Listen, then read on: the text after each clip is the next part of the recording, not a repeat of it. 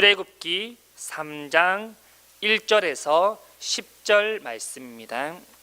구약 85페이지에 있습니다. 출애굽기 3장 1절에서 10절 말씀입니다. 우리 한 절씩 교독하도록 하겠습니다. 모세가 그의 장이 미디안 제사장 이드로 양떼를 치더니 그 떼를 광야 서쪽으로 인도하여 하나님의 산 호렙에 이르매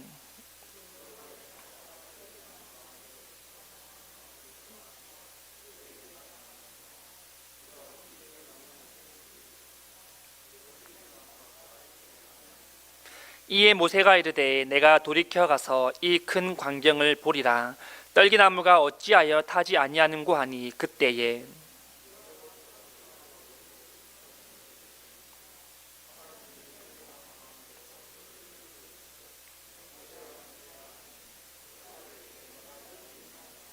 하나님 이르시되 이리로 가까이 오지 말라. 내가 선 곳은 거룩한 땅이니 내 발에서 신을 벗으라.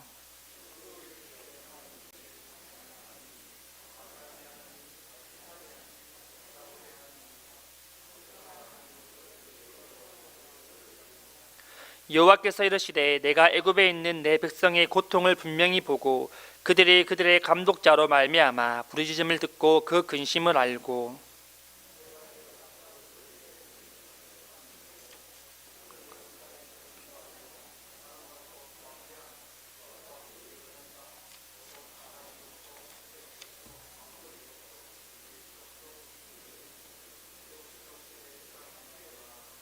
이제 가라. 이스라엘 자손의 부르짖음이 내게 달하고 애굽 사람이 그들을 괴롭히는 학대도 내가 보았으니 이제 내가 너를 바로에게 보내어 너에게 내 백성 이스라엘 자손을 애굽에서 인도하여 내게 하리라.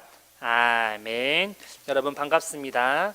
우리 시간 이렇게 함께 따라서 고백하기 원합니다. 간절히 부를 때 들으십니다. 아멘.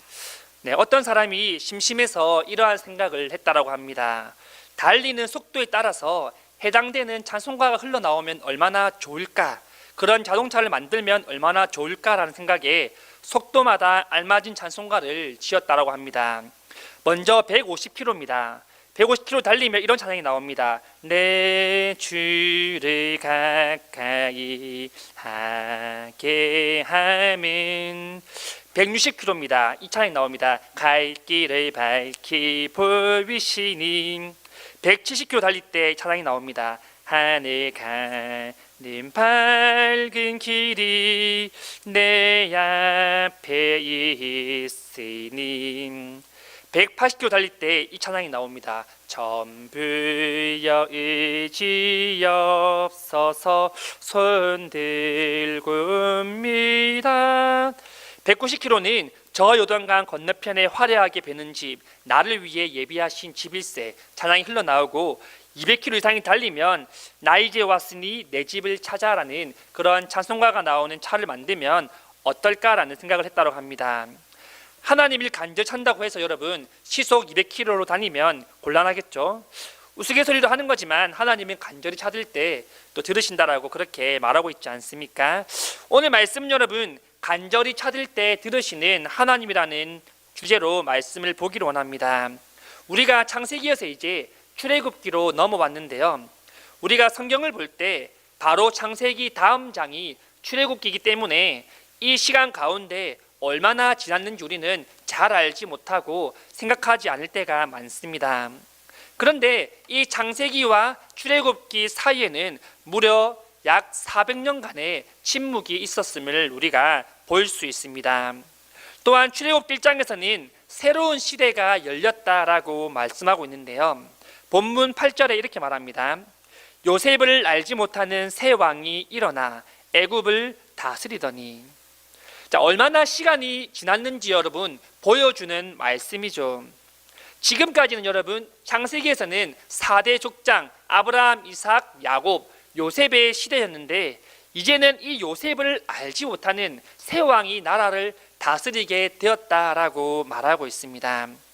본문에 나오는 새 왕은 투트모스 1세인데요. 이 왕은 셈족 계통의 힉소스 왕족을 무너뜨리고 새롭게 세워진 애굽의 제18대 왕 18대 제3대 왕이었습니다. 그리고 이 왕은 이전 왕들과 달리 이스라엘 백성들을 괴롭히고 학대하는 데 앞장섰던 그런 왕입니다. 11절 말씀입니다. 감독들을 그들 위에 세우고 그들에게 무거운 짐을 지워 괴롭게 하여 그들에게 바로를 위하여 국고성 비돔과 라암셋을 건축하게 하니라.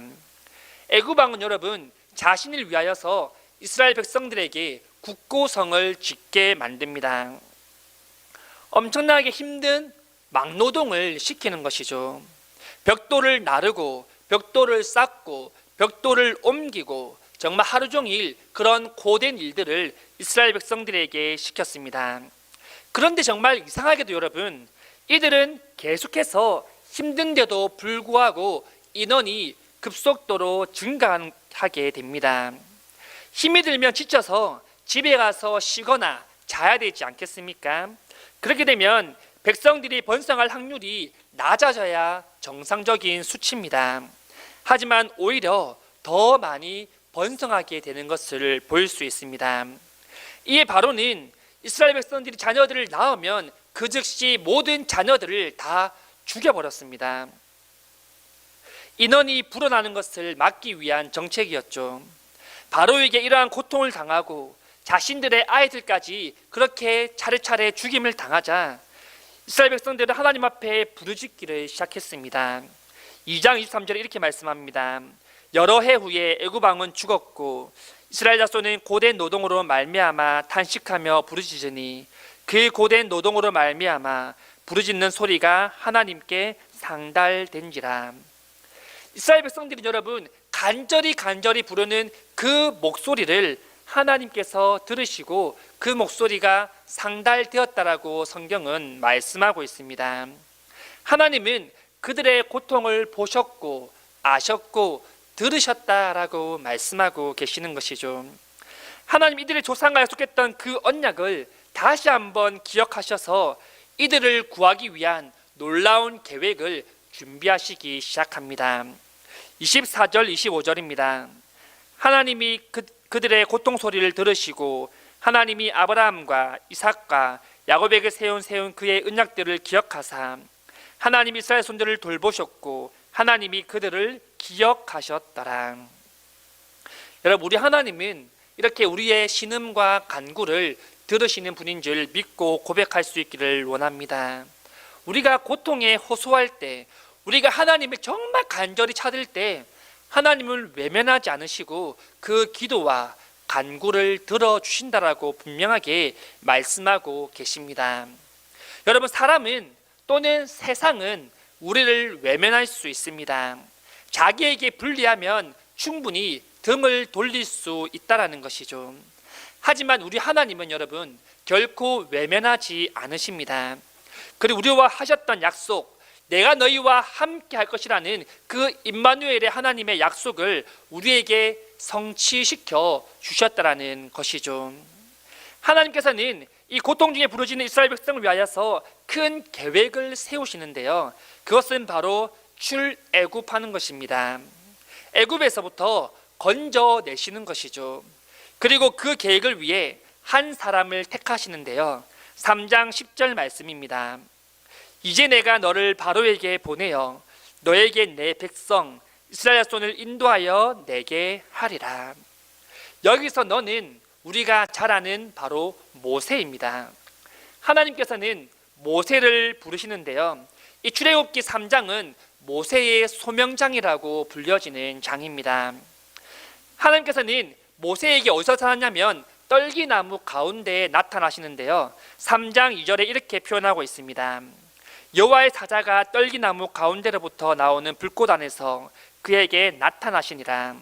그가 보니 떨기나무에 불이 붙었으니 그 떨기나무가 사라지지 아니하는지라. 성경에 여러분 참 많은 나무들의 비유가 나오지 않습니까? 우리가 잘 아는 백향못, 그리고 무화과나무, 포도나무, 이러한 나무들은 여러분 좋은 것들을 상징했던 나무들입니다. 하지만 여기에 나오는 나무는 여러분 떨기나무인데요.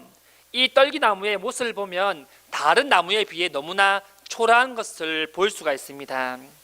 떨기나무는 건조한 지역에서 자라는 나무인데요. 다른 나무에 비해 덩치나 키가 작고 볼품이 없습니다. 그리고 땅이 열기를 가하면 직접 불을 가하지 않더라도 쉽게 불에 타는 그런 특성을 가져 있는 나무입니다. 이렇게 볼 것 없고 초라한 떨기나무는 현재 고통 중에 있는 이스라엘 백성들의 모습을 보여주기도 합니다. 그리고 이 가운데 불로 임하신 그 하나님 모습은 이스라엘을 구원하시겠다는 하나님의 확고한 계시이고 모습인 것을 볼 수 있는 것이죠. 보통 나무는 여러분 불이 붙으면 어떻습니까? 불에 타서 없어집니다. 그런데 3절은 여러분 놀라운 광경을 우리에게 보여주고 있는데요. 3절입니다. 이에 가로되 내가 돌이켜 가서 이 큰 광경을 보리라. 떨기나무가 어찌하여 타지 아니하는고 하는 동시에 모세의 눈에 분명히 떨기나무가 불에 붙었는데 이 떨기나무가 타지 아니하는 것을 보게 되어집니다.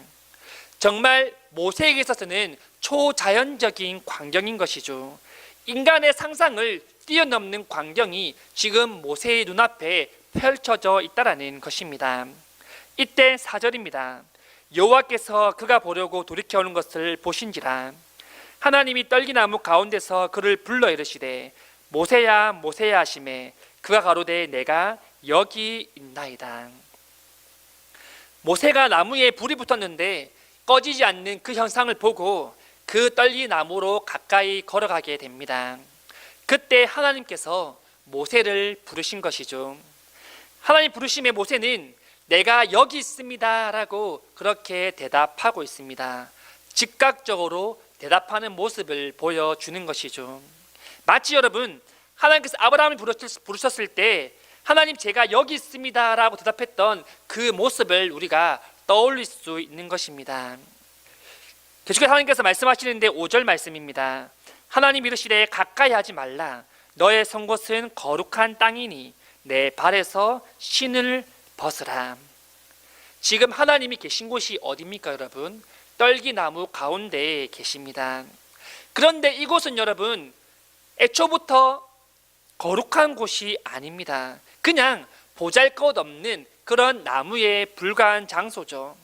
하지만 하나님이 임재하셨을 때 여러분 이 초라한 떨기나무는 거룩한 곳이 되었다라고 말씀하고 있습니다. 여러분 우리의 삶도 마찬가지입니다. 우리가 혼자 있을 때는 아무것도 아닙니다.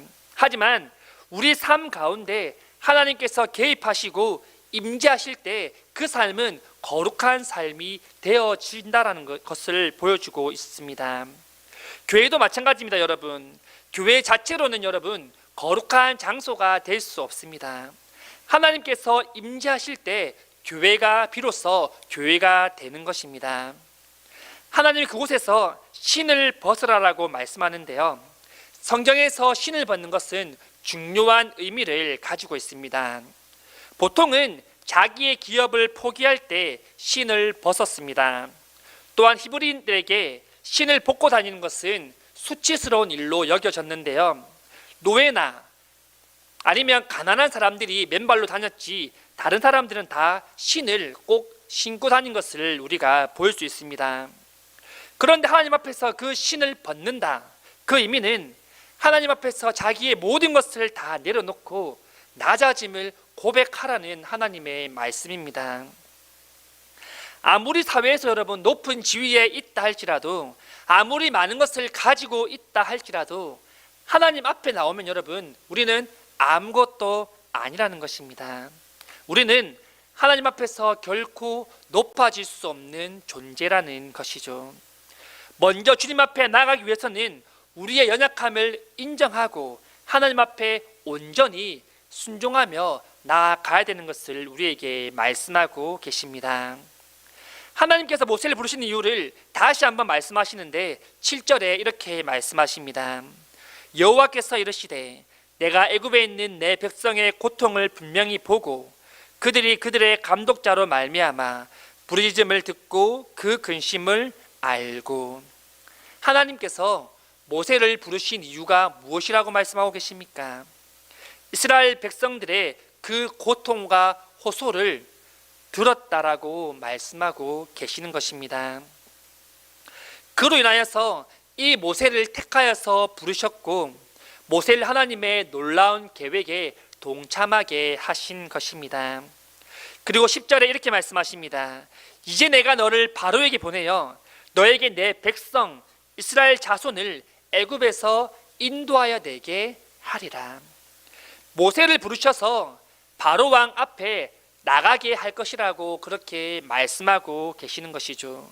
그리고 하나님의 백성들을 애굽으로부터 출애굽시키겠다고 분명히 말씀하고 계십니다. 말씀을 정리하겠습니다. 여러분, 우리에게 갑자기 하나님께서 인류를 구원할 자로 사용하시겠다고 말씀하시면 우리는 믿음으로 과연 나아갈 수 있겠습니까? 인간적인 생각으로는 두렵지 않겠습니까? 왕 앞에 나간다. 잘못하면 죽을 수도 있는 그런 위험한 상황입니다. 하나님을 온전히 신뢰하지 못하면 조금이라도 우리가 의심을 가지고 나가면 그것은 불가능한 일입니다. 여러분, 기도도 그렇지 않습니까? 하나님을 온전히 신뢰하지 않는 기도, 하나님은 들으시지 않습니다. 의심하는 기도인데 하나님께서 그 기도를 기뻐 받으시겠습니까? 하나님께서는 온전히 하나님만을 신뢰하고 믿는 기도를 받으시는 줄 믿습니다. 하나님은 우리가 말하지 않아도 우리의 모든 상황과 우리의 고통의 소리를 잘 아시는 분이십니다. 분명히 성경에서 보고 듣고 알고 계신다라고 말씀하고 계시죠. 하지만 하나님은 여러분, 우리가 부르짖기를 기다리고 계십니다.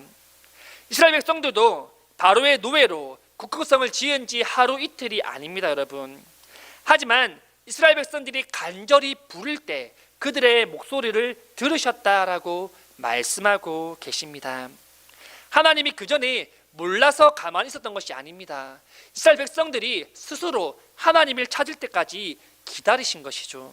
그리고 그들이 부를 때 비로소 하나님께서는 놀라운 계획을 그들을 위해 준비해 두셨습니다. 여러분, 어렵고 힘든 일이 있으십니까?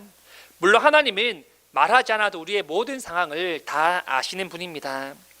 하지만 하나님은 그것을 하나님 앞에 아뢰기를 기다리고 계십니다. 왜냐하면 하나님 앞에 아른다는 것은, 하나님 앞에 기도한다는 것은 우리의 힘으로 되지 않기 때문에 하나님 앞에 온전히 맡기는 것을 뜻하기 때문입니다. 우리의 연약함을 인정하는 자세이기 때문인 것이죠. 여러분, 모세가 하나님 앞에 신을 벗은 것처럼 우리 또한 하나님 앞에 신을 벗고 나아갈 수 있기를 간절히 원합니다. 하나님 앞에 우리의 연약함을 철저하게 고백하고 아뢰일 수 있기를 간절히 원합니다. 하나님, 저는 너무나 연약합니다. 하나님, 저는 아무것도 할 수 없습니다. 저는 연약하오니 강하신 하나님께서 나를 붙들어 달라고 우리는 간절히 하나님을 찾으며 나아가야 될 줄 믿습니다. 그렇게 할 때 하나님께서는 우리의 연약함을 들어 사용하여 주실 것입니다. 오늘 하루 살아가실 때, 또한 한 주간을 살아가실 때 하나님 정말 간절히 찾을 수 있기를 원합니다. 우리 삶 가운데 하나님이 함께 하신다고 약속하셨습니다. 그렇기 때문에 온전히 주님을 간절히 찾고 주님 앞에 나아갈 수 있는 성도님들이 다 될 수 있기를 간절히 소망합니다.